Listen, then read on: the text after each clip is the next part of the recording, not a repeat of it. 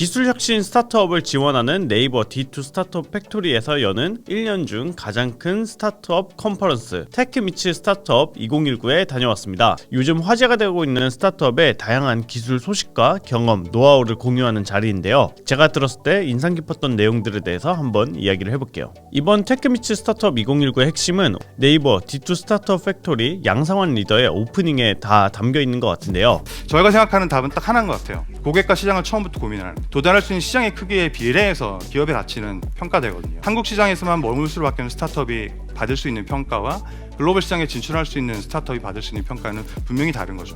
그렇기 때문에 제한된 바이어가 있고 제한된 커스터마가 있는 시장에서 고군분투해야 되는 그런 일들이 발생하게 됩니다. 중요한 건 기술이 아니라 기술을 시장이 원하는 것으로 사업하는 능력이 중요하다 라는 이야기를 했습니다. 오전에는 글로벌로 나아가는 다양한 기술 스타트업의 이야기를 들어볼 수 있었습니다. 제가 재밌게 들었던 스타트업의 이야기는 움직이는 웹이나 앱의 프로토타입을 쉽게 만들어 볼 수 있는 서비스를 제공하는 프로토파이였는데요. 구글, 마이크로소프트, 닌텐도 등에 납품을 하고 전 세계로 뻗어나가는 노하우에 대해서 이야기를 해주었습니다. 제품을 팔 생각을 하지 마시고요. 고객을 어떻게 하면 도울 수 있을지, 고객이 원하는 게 무엇인지, 어떻게 하면 고객이 원하는 거를 빠르게 성취할 수 있도록 할 것인지 도와주시는 게 정말 중요하고요. 구매 프로세스에서 이해관계인들이 어떻게 왜 이렇게 일하는지를 이해를 하셔야 돼요. 경우에 따라서는 구매팀이 콕 집어서 얼마로 해달래요. 근데 저희는 절대 안 된다고, 여기 맞춰드릴 수 없습니다 이렇게 얘기를 했는데 구매팀이 꼭 이 가격에 맞추고 싶어서 그런 게 아니었어요. 나중에 보니까 챔피언 중에 하나가 되게 호기롭게 내가 이 정도 가격에 사올 수 있어라고 이미 질러놓은 거예요. 구매팀 입장에서 맞춰줘야 되는 거죠. 이 사람 면을 세워줘야 되니까. 생각보다 이런 일들이 많이 생겨요. 고객이 VIP라고 느끼도록. 실질적으로 이 사람들이 VIP냐 아니냐는 중요하지 않아요. 많은 스타트업들이 초기에 어떻게 고객을 확보했냐 이런 이야기를 들어보면은 거의 대부분이 뭔가 화려한 마케팅 스킬 이런 거가 있는 게 아니라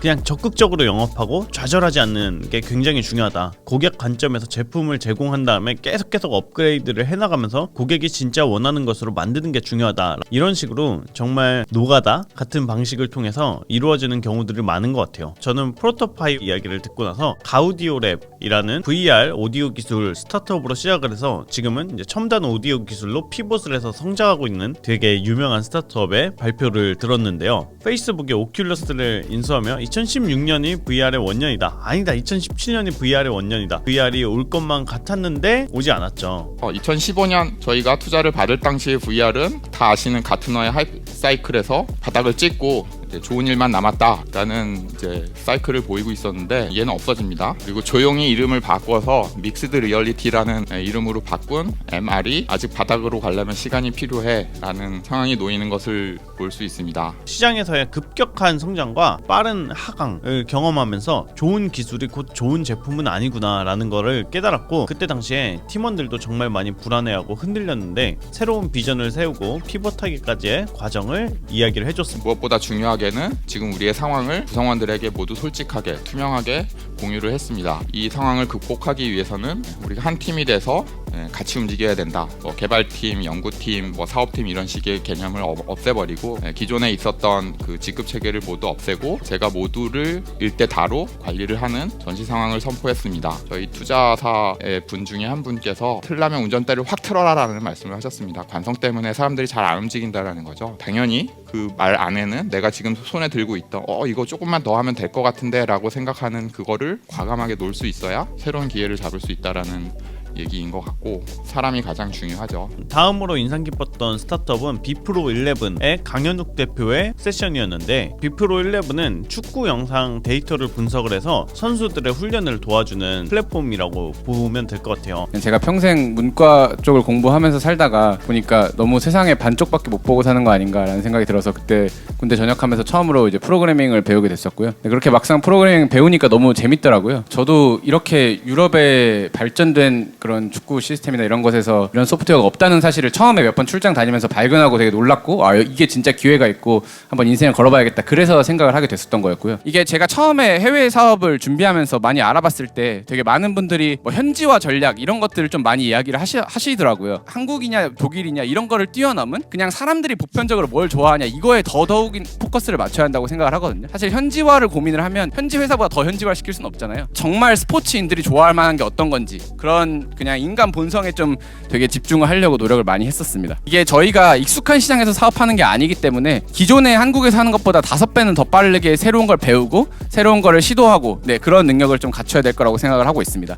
유럽에서 특히나 이제 독일이랑 프랑스 이런 나라들은 본인들 스스로도 자기네가 이제 서비스의 사막이다라고 이야기를 하거든요. 뭐 일요일이면 아무 가게도 운영을 안 하고 밤이면 다 칼같이 문 닫고 본인들이 일하기 싫으면 그냥 서비스 안 하고 약간 이런 분위기인데 이 한국의 친절함, 뭐 쉬움, 빠름, 완벽한 서비스, 뭐 24/7 고객 서비스 이런 것들은 사실 유럽인들이라고 해서 이걸 싫어하는 게 아니고 다만 그들이 못 겪어봤을 뿐이거든요. 근데 이거를 저희가 한국에서 하듯이 유럽에서 하니까 굉장히 큰 고객 감동을 줄 수 있더라고요. 정말 한국 스타트업 하시는 분들 실력이 되게 좋거든요. 제가 생각했을 때는 제가 유럽에서 만난 다른 회사들에 비해서 그냥 막연한 공포 같은 게 있으신 것 같았어요. 그냥 영어 그냥 뭐 좀 어렵지 않나? 그냥 막상 그냥 부딪혀보면 사실 별게 아닐 수 있거든요. 그냥 뭔가 앉아서 한국에서 준비하는 게 아니고 조금이라도 나가서 정말 세상이 어떻게 돼 있는지를 경험을 하면은 생각보다 별거 아니네? 라는 자신감을 좀 얻으시지 않을까. 의외로 생각했던 것보다 글로벌 시장이 어렵지 않다라는 제안을 했는데 이젠 정말 실리콘밸리에서 메이저 기업 안에 들어갔다고 볼 수 있는 샌드버드의 윤진현 이사의 발표에서도 비슷한 이야기를 들을 수 있었던 것 같아요. 약간 본능은 편한데 본능을 이기는 게 이제 사실 필요하죠. 그래서 그냥 한국에서 뭐 하다가 이렇게 나가는 게 아니고 그냥 바로 나가시는 거가 훨씬 빠르고 효과적일 수 있다. 사실 뭐 필요하신 부분들이 있으실 거잖아요. 뭐 언어 아니면 탑 테크놀로지. 근데 그런 것들을 하나하나 보면 사실 주위에 조금씩 찾아보고 막 알아보고 하시다 보면 다 있어요. 그거 해줄 사람들이. 오후 세션 중에는 아드리에를 포함해서 정말 다양한 스타트업들이 어떻게 글로벌에서 승승장구 해나가고 있고 어떤 기회를 발견하고 보고 있는지에 대한 다양한 이야기들이 이어졌는데요. 제가 인상 깊었던 거는 소카와 우아한 형제들 야놀자의 M&A에 관한 이야기였던 것 같아요. 1900년에 뉴욕의 거리인데요. 이게 보시면 이게 전부 마차거든요. 차가 지금 한 대 있어요. 1900년에. 이게 1913년인데요. 딱 13년 만에 똑같은 거리인데 전부 차고 이제 저기만 마차가 있거든요. 어떤 웨이브가 오면 세상의 변화는 생각보다 빨리 오고요. 차량 서비스를 제공하기 위한 생태계를 구축하지 않으면 이런 여러 가지 복잡한 문제들을 어떤 고도화된 형태로 해결하기는 대단히 어려울 것이다 라고 이제 저희는 생각을 했습니다. 보통 여행이라고 하는 게 이제 거창하게 갈 수 있는 게 아니라 언제든지 적정한 돈으로 즉흥적으로 떠날 수 있는 그런 환경을 좀 만들어 보자.